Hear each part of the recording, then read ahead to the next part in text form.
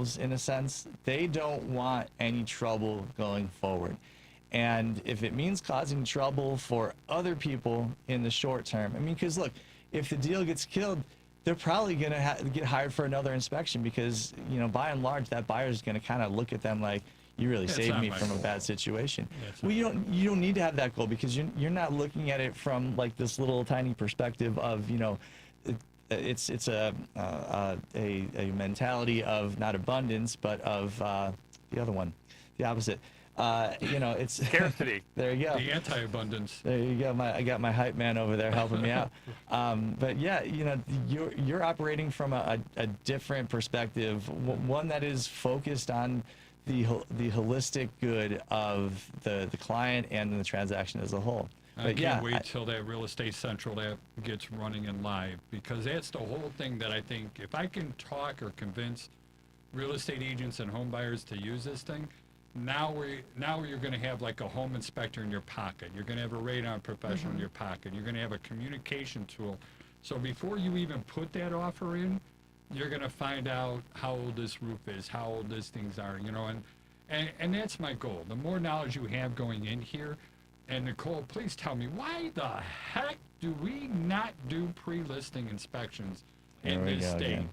I'm sorry, I'm going knucklehead here. So do some states, is that a law in some states? Not necessarily a law, but it's common. Like in California, every house gets 2 inspections. Washington State is the same thing.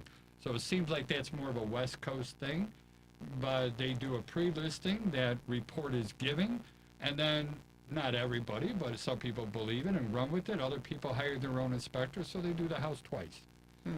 You know, but why not fix those problems and get them the heck out of the way in the first place instead of running with this? Or not fix them and just work that into the negotiations so that you don't, you know, you're not, because here's what the seller doesn't want ultimately is to agree on a price and they've kind of put that money in their pocket and then something's discovered that. Isn't that the norm? Well, sure, but if you, let's change the scenario here. So if you just like, you know, put your hands over your eyes and your fingers in your ears and you don't want to know nothing about the property for the best with the inspection, you know, you're taking a bigger risk,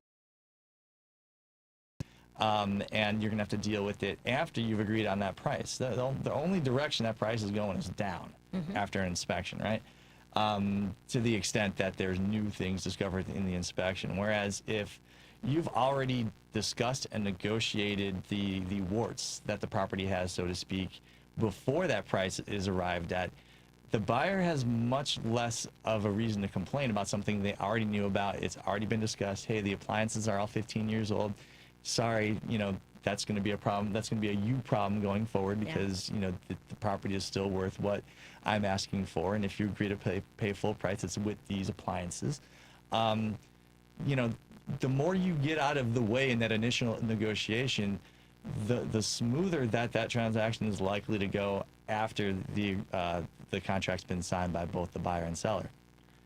You know, I'm going to go back to my speeding analogy a little bit on this one. You know, and I remember I did get a ticket when I was young for going too fast, and I had other people passing me, and I said to the police officer, I said, you know, all these other people are going much faster than I. Why did you pull me over and give me a ticket? What? They love that. I'm sure. And he didn't, right? But his response was, have you ever gone fishing? I'm like, yeah. He goes, did you ever catch all the fish?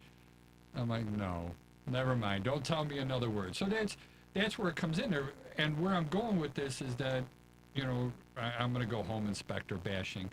We got a lot of uneducated people in my business, all right? And I think, and we have a lot of people that I also think are unethical. You know, we have home inspectors that refuse to put more than 15 defects in a home inspection report because they don't want to kill the deal. We have home inspectors that want to be in and out of a house in an hour or less because they don't want to upset the real estate agent who feels that they shouldn't be there that long. Oh, you've heard this one too. Not being there too long. I've had people stay 4.5 hours where I'm like, this is a little crazy. And I'm guilty. We're guilty of that too. Whenever, and that's one of the reasons why we only schedule. Typically we're 3, all right? But if there's a lot of stuff wrong, or I have a client that wants to ask a lot of questions, I don't want my client to feel rushed. And That's I don't, different. It is, I guess, different. I There's think a that's reason. different. I think there's a reason the Yeah. other people are just staying to stay, and it's in a small, And they're talking about two-bedroom. football or yeah, baseball. it just It's doesn't like, make any focus. sense. Right. But like you're saying, everybody runs their business differently. So It why is. home inspections aren't done prior to listing? I think it's because, remember, real estate is a little bit of the Wild West, and everybody runs their business differently. So it depends on, one, how the agent broker is going to be running their business, and it depends on who the client is. No, I'm with you 100% on that. It's also, but we're also, group, a herd, I guess, is the word I'm going for. The second level of Maslow's hierarchy of needs is going to be belonging to a group. Yeah. And you want to, whatever's happening in your group is the norm. And I think that this, where we don't do pre-listing inspections, has become the norm. Or even when we do pre-listing inspections, we don't offer that information up or out. And it was also explained to me one time by a real estate broker that, this is right when I started dating after the divorce, and she was come by, she goes, do you tell everybody all of your medical problems on the very first date? Do you tell them all the stuff that's negative about you on the very first date? I'm like, no, I don't. I want them to like me first. That is real estate.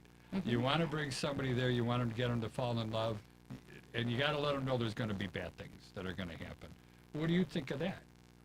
Well, yeah, I mean, when I go into a listing presentation, I say, tell me what's going on with the house. They tell me, or I go find it myself, because I will walk around and see things and notice things. But you have to be experienced to do that. Yeah. And experienced on how to broach that with your client, because some are like, forget this. Like, I'll go hire somebody else who's not going to poke around my house and tell me what's wrong with it. So there's a way to discuss it. So this is on the listing side. On the listing side, And yeah. you're going to share as much as you can. I got you. No, that makes a lot of sense. We're getting towards the end. We still have a couple minutes left. But Patrick gets mad at me whenever I always He does ask this you a every time. question. He goes, And 2 minutes. One more okay, question. so tell me, what are your thoughts on, World peace. No, Nicole, if you don't mind, Matches. give us your contact information one more time. And honestly, if anybody has questions, I know you volunteer a lot of time as well, even though they're not going to become a client or whatever. But the more you know, the more you're worth. And when we have people that are as educated as Joey Patrick, and I'm sorry, I know it's conceited myself, these are the true professionals that you want to be working with and taking your advice from. And taking advice from the weaker ones that just don't have the knowledge. So please share how people can ask you questions. You can text me, 773-727-2199. One more time slower, please. 773-727-2199, Nicole Hajdu, or I have a website, Hajdu Bongiorno Group, but that is very long, so you can email me at nhajdu@Dreamtown. Sounds good. Patrick, please. You didn't give me my Phil Collins. You're mean. Oh, that's right. Patrick Loftus, real estate lawyer, Loftus Law. Find me on Instagram, Loftus_law. Find me on TikTok, Loftus Law. Patrick has rock and roll music. I can't hear it. Joey, please. Joey Mathews, the VA Loan Nerd. You can find me at the VALoanNerd.com. Across all the social medias as at the VA Loan Nerd. You can call or text me at 630-235-2405. I'm so happy my sax came back. Amen to that. You got all the sexy Joey music on here. My name is Charlie Bellefontaine. Thank you guys for listening, and I hope everybody picked up something good about owning and buying a home and financing all this stuff. I own Chicagoland Home Inspectors. Our website is www.thehomeinspectors, that's plural, O-R-S, and it's a .com. Our phone number is 312-544-9180. I'd like to give special thank you to Devin Tingle. He's our producer, and he makes everything work. And again, my name is Charlie. Thank you for listening.